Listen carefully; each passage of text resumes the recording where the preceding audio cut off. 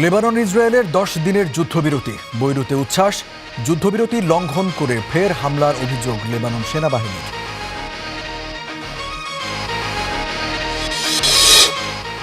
মজুতকৃত uranium হস্তান্তরে রাজি হয়েছে Iran, দাবি ট্রাম্পের। চুক্তি হলে যাবেন পাকিস্তানে, তবে তেহরান বলছে পরমাণু সম্পর্কিত অযৌক্তিক দাবি ছাড়তে হবে ওয়াশিংটনকে। আসামে আমি রাজনৈতিকভাবে মুসলমানদের পা ভেঙে রেখেছি। আমি এবার ভোটের সময় বলছি, দেখো ভাই, আমাকে ভোট দিতে হবে না, তোমাদের ভোট আমি চাই না। ভোটের পর আমি রাজনৈতিকভাবে তোমাদের কোমর ভেঙে দেব। এবং আসামে মুসলমানদের পা ভেঙে রেখেছেন পশ্চিমবঙ্গে ভোটের প্রচারে মুখ্যমন্ত্রী বিশ্ব শর্মা। বিধানসভায় বিজেপি জিতলে গরুর মাংস নিষিদ্ধের হুমকি। দিল্লি দখল করবে তৃণমূল, পাল্টা হুঙ্কার মমতার। যারা বলছে তাড়িয়ে দেবে তাদের আমি ডিটেনশন ক্যাম্পে পাঠিয়ে দেওয়ার ব্যবস্থা করব। বাংলা দখল করে দিল্লি দখল করব।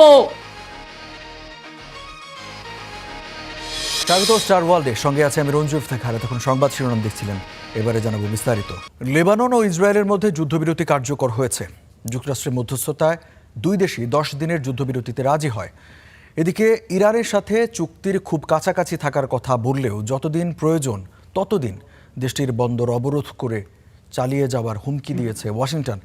এমন অবস্থায় ইউরোপ জেট ফুয়েল মজুত তলানিতে পৌঁছেছে বলে সতর্ক করেছে আন্তর্জাতিক জ্বালানি সংস্থা IEEA।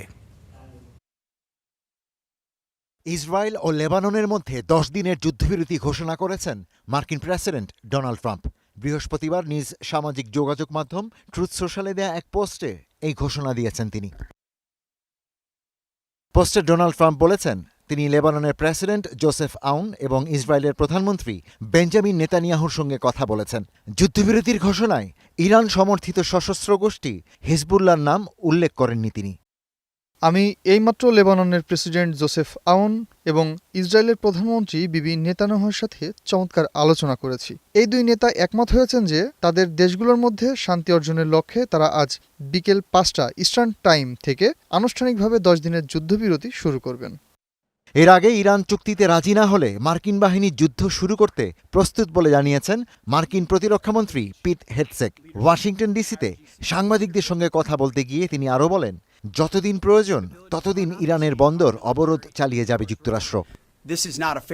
যতদিন প্রয়োজন আমরা এই অবরোধ বজায় রাখব, কিন্তু যদি ইরান ভুল পথ বেছে নেয় তাহলে তাদের অবকাঠামো, বিদ্যুৎ এবং জ্বালানির উপর অবরোধ ও বোমাবর্ষণ করা হবে। ইরানের প্রতি আহ্বান, বিচক্ষণতার সাথে পথ বেছে নিন। এদিকে অবরোধের আওতাভুক্ত এলাকায় ইরানকে সাহায্যকারী জাহাজগুলোকে যুক্তরাষ্ট্র লক্ষ্যবস্তু করবে বলে হুমকি দিয়েছেন মার্কিন জয়েন্ট চিফ অফ স্টাফের চেয়ারম্যান জেনারেল ড্যান কেইন। ওয়াশিংটনে প্রতিরক্ষামন্ত্রী পিট হেগসেকের সঙ্গে যৌথ সংবাদ সম্মেলনে তিনি কথা বলেন। অন্যদিকে আন্তর্জাতিক জ্বালানি সংস্থা IAEA প্রধান ফাতি বিরল জানিয়েছেন, ইউরোপের 6 সপ্তাহ কিংবা তার কিছু বেশি জেট ফুয়েল অবশিষ্ট আছে। মধ্যপ্রাচ্যের যুদ্ধের কারণে জ্বালানি সরবরাহ বন্ধ থাকলে শীঘ্রই ফ্লাইট চলাচল বন্ধের শঙ্কায় পড়বে Europe. Ishtiaq Hossain, star news. লেবাননে 1.5 মাসের অব্যাহত ইসরায়েলি বিধ্বংসী হামলা, 2000-এর বেশি প্রাণহানি আর 12 লাখের বেশি মানুষ ঘরছাড়া। এরপর এলো কাঙ্ক্ষিত যুদ্ধবিরতি। এতে উচ্ছ্বসিত লেবাননের জনগণ। ইসরায়েলের সাথে লেবানন সরকারের শান্তি আলোচনাকে প্রত্যাখ্যান করা হিজবুল্লাহকে যুদ্ধবিরতির প্রতি ভালো আচরণের আহ্বান জানিয়েছে মধ্যস্থতাকারী যুক্তরাষ্ট্র। যদিও এরই মধ্যে ইসরায়েলের বিরুদ্ধেই যুদ্ধবিরতি লঙ্ঘন করে হামলার অভিযোগ তুলেছে লেবাননের সেনাবাহিনী। মধ্যরাতে যখন খবর আসে কার্যকর হয়েছে যুদ্ধবিরতি, তখন এভাবেই গুলি আর আতশবাজি রাঙিয়ে তোলে লেবাননের রাজধানী বৈরুতের আকাশ। শুধু আতশবাজিই নয়, গাড়িবহর নিয়ে পতাকা হাতে সড়কে নেমে আসে শিশু, বৃদ্ধসহ নানা বয়সী মানুষ। তাদের চোখে মুখে ছিল 1.5 মাসের অব্যাহত ইসরায়েলি বোমা হামলা থেকে মুক্তির উচ্ছ্বাস। দক্ষিণাঞ্চলের মানুষজন রাস্তায় নেমে এসেছে। যে শহীদরা আমাদের প্রত্যাবর্তনে সাহায্য করেছেন, আল্লাহ তাদের প্রতি করুণা করুন। লেবাননের জনগণের যখন এমন আনন্দ উচ্ছ্বাস, তখন মার্কিন প্রেসিডেন্ট ডোনাল্ড ট্রাম্প আশা প্রকাশ করেন, যুদ্ধবিরতির 10 দিন সশস্ত্র গোষ্ঠী হিজবুল্লাহ ভালো আচরণ করবে।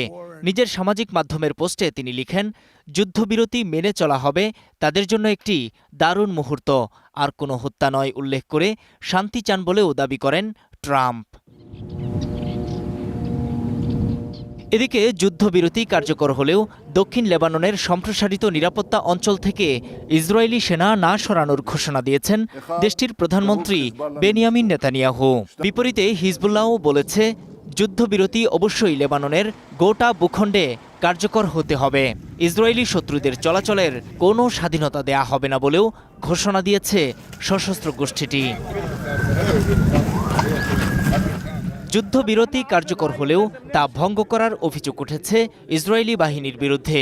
লেবাননের সেনাবাহিনী জানিয়েছে, ইসরায়েলি বাহিনী বেশ কয়েকটি গ্রামে হামলা চালিয়েছে। এদিকে মিডল ইস্ট আই বলছে, যুদ্ধবিরতি কার্যকরে তদবির করেছে সৌদি আরব। ইরানের সাথে যুক্তরাষ্ট্রের আলোচনা অব্যাহত রাখতেই এমন পদক্ষেপ নেয় রিয়াদ। লেবাননে যুদ্ধবিরতি কার্যকর হওয়ায় স্বাগত জানিয়েছে জাতিসংঘ সহ বিভিন্ন দেশ।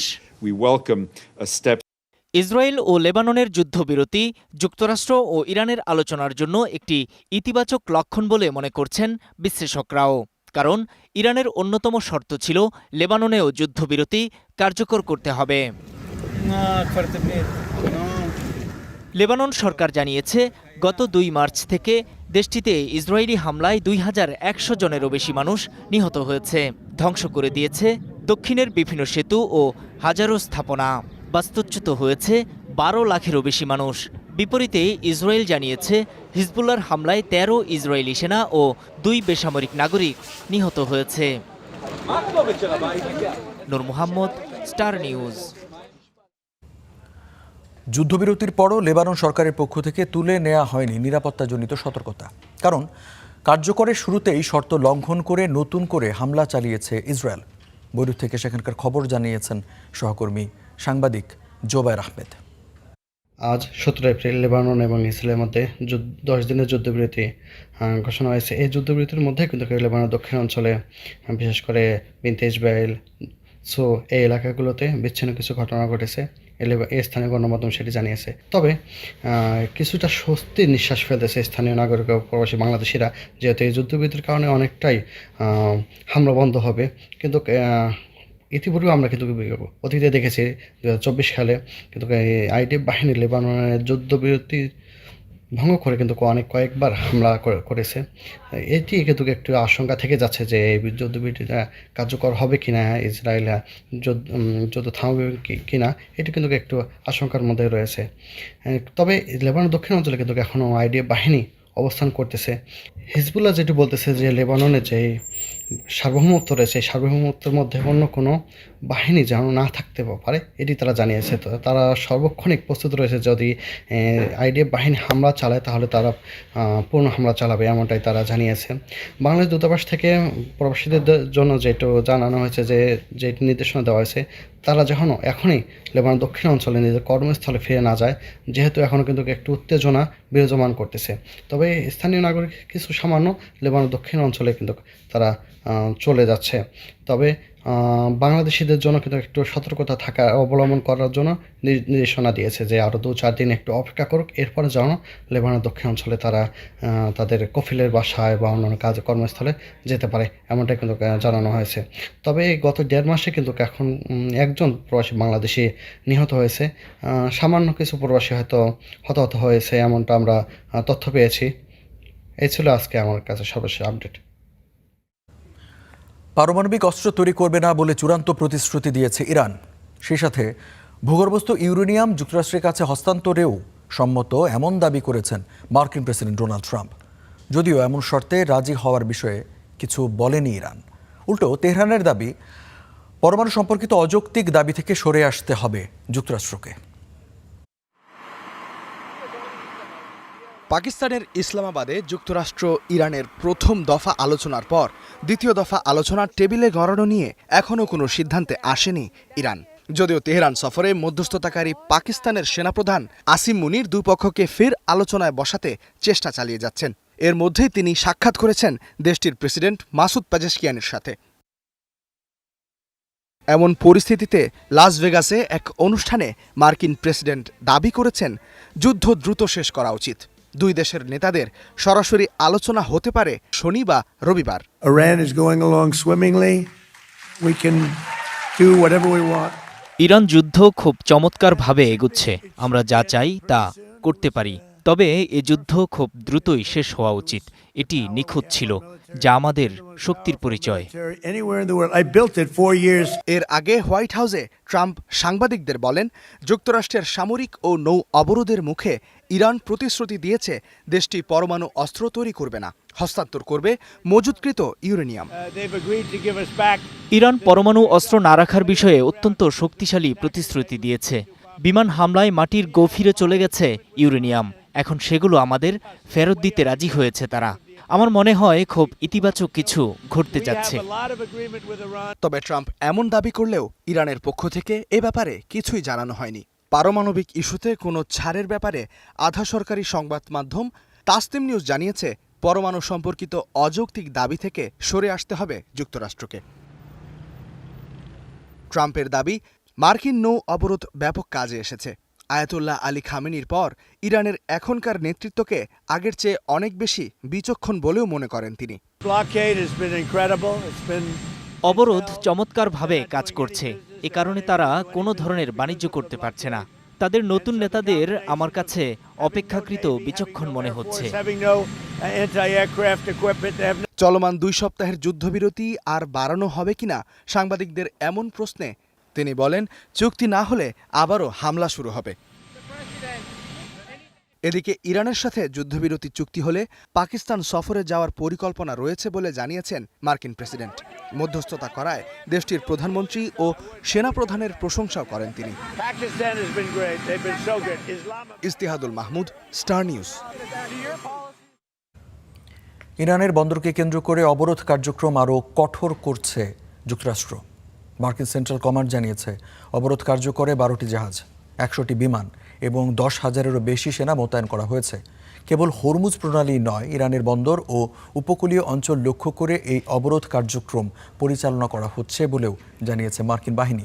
তাদের দাবি, এখন পর্যন্ত 14টি জাহাজ অবরোধ মেনে যাত্রাপথ পরিবর্তন করে ফিরে গেছে। এ নিয়ে একটি ভিডিও প্রকাশ করেছে সেন্টকম। এতে দেখা যায়, ওমান উপসাগরে একটি বাণিজ্যিক জাহাজকে গতিপথ পরিবর্তনের নির্দেশ দিচ্ছেন মার্কিন নৌবাহিনীর নাবিক।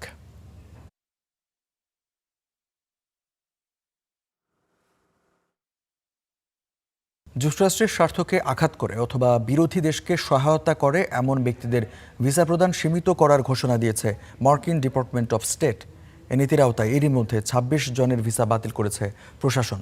এক বিবৃতিতে জানানো হয়, নতুন ভিসা নিষেধাজ্ঞা তাদের উপর প্রয়োগ হবে যারা জেনে বুঝে যুক্তরাষ্ট্রের প্রতিপক্ষদের অর্থায়ন করে ও স্থিতিশীলতা নষ্ট করার লক্ষ্যে কাজ করে। পররাষ্ট্র মন্ত্রণালয় যদি মনে করে কোনো বিদেশি নাগরিক দেশের জন্য ঝুঁকি তৈরি করতে পারে, তবে তিনি তার প্রবেশ সীমিত করার অধিকার রাখবে।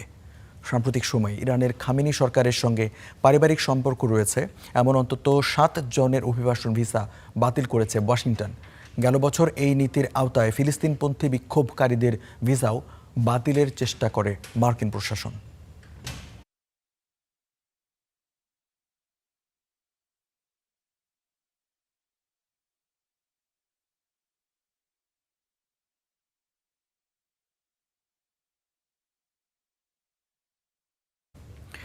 ইসরায়েলের সামরিক সরঞ্জাম সরবরাহ বন্ধে মার্কিন সিনেটে উত্থাপিত একটি প্রস্তাব শেষ পর্যন্ত ভোটে হেরে গেছে। ডেমোক্রেট সিনেটরদের ব্যাপক সমর্থন থাকা সত্ত্বেও রিপাবলিকানদের বিরোধিতায় সামরিক বুলডোজার বিক্রয় বন্ধের বিলটি 40-59 ভোটে নাকচ হয়ে যায়। তবে মানবাধিকার কর্মীরা এই ভোটের ফলাফলকে একটি মোড় পরিবর্তন মুহূর্ত হিসেবে দেখছেন। তাদের দাবি, সিনেটের অধিকাংশ ডেমোক্রেট এখন শর্তহীন সামরিক সহায়তার বিপক্ষে, যা আমেরিকান জনগণের ক্রমবর্ধমান অসন্তোষেরই প্রতিফলন। বিশেষ করে তরুণ প্রজন্মের 70% এখন ইসরায়েলের আগ্রাসী নীতির বিরোধী। পিট রিসার্চের সাম্প্রতিক জরিপ অনুযায়ী 80% ডেমোক্রেট এবং 60% প্রাপ্তবয়স্ক আমেরিকান এখন ইসরায়েলের প্রতি নেতিবাচক ধারণা পোষণ করে।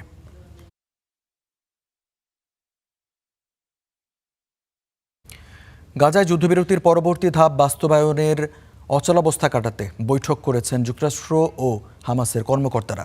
টাইমস অফ ইসরায়েল বলছে, কায়রোতে মার্কিন জ্যেষ্ঠ উপদেষ্টা ও বোর্ড অব পিসের গাজা বিষয়ক হাই রিপ্রেজেন্টেটিভের সাথে হামাস নেতা খালিল আল হায়া আলোচনা করেছেন।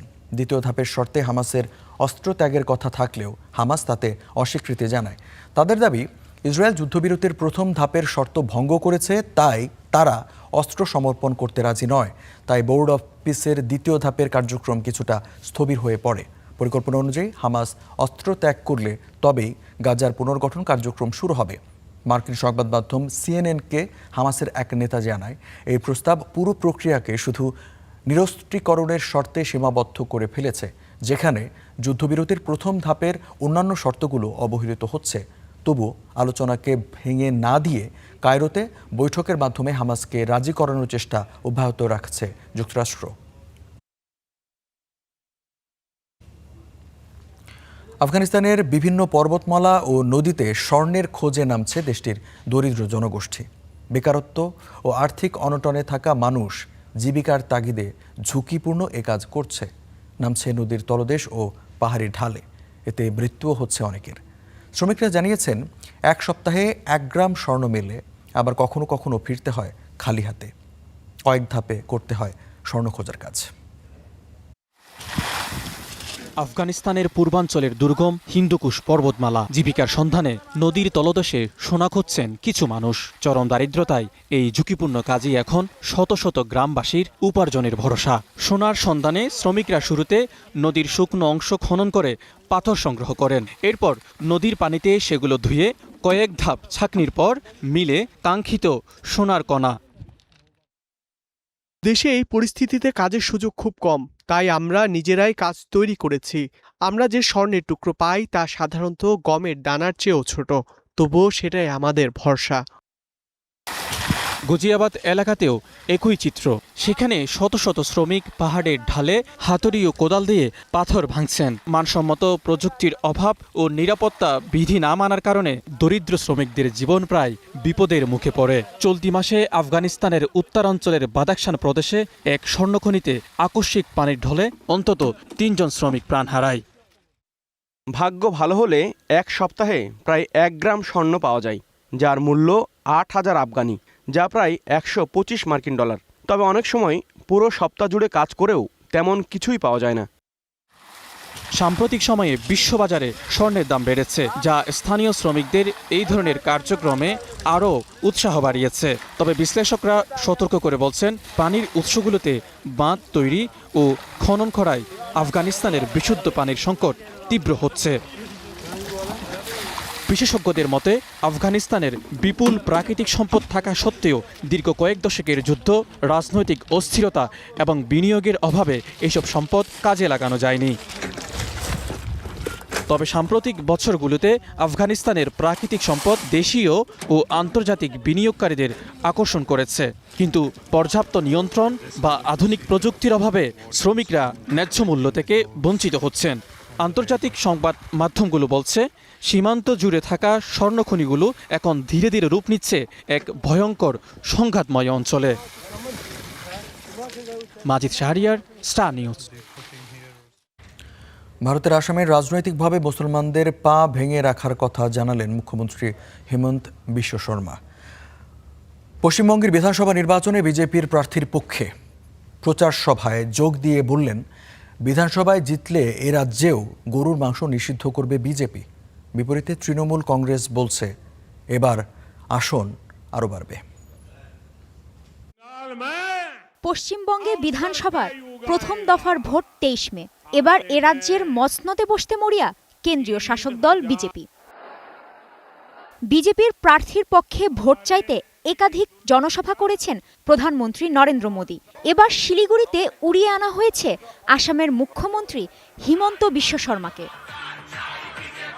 পশ্চিমবঙ্গে বিজেপি ক্ষমতায় আসলে রাজ্যের শাসন ব্যবস্থা কেমন হবে তার নজির দিলেন বাংলাদেশের সীমান্তবর্তী রাজ্যের মুখ্যমন্ত্রী হিমন্ত। বললেন, আসামে মুসলিমদেরকে রাজনৈতিকভাবে কোমর ভেঙে রেখেছেন, এবার পশ্চিমবঙ্গেও হিন্দুত্ববাদী বিজেপিকে ক্ষমতায় আনার আহ্বান তার। পুলিশ কো বলা कि जो भी हिंदू का घर का सामने गोमांस रखता है सीधा गोली मारो। আসামের ধুবড়ীতে ঈদের সময় গোমাংস খাওয়া লোকজন হিন্দুদের ঘরের সামনে গোমাংস রাখতে শুরু করে দিয়েছিল। আমি পুলিশকে বলেছি যে হিন্দুদের বাড়ির সামনে গোমাংস রাখবে, দেখলেই সোজা গুলি মারবে। একদিনে গোমাংস রাখা বন্ধ হয়ে গেছে। আসামে আমি রাজনৈতিকভাবে মুসলমানদের পা ভেঙে রেখেছি। আমি এবার ভোটের সময় বলছি, দেখো ভাই, আমাকে ভোট দিতে হবে না, তোমাদের ভোট আমি চাই না। ভোটের পর আমি রাজনৈতিকভাবে তোমাদের কোমর ভেঙে দেব। আমার মুসলিমদের কোনো ভোট লাগবে না, আমার ভারতীয় সনাতনী হিন্দুদের ভোট লাগবে।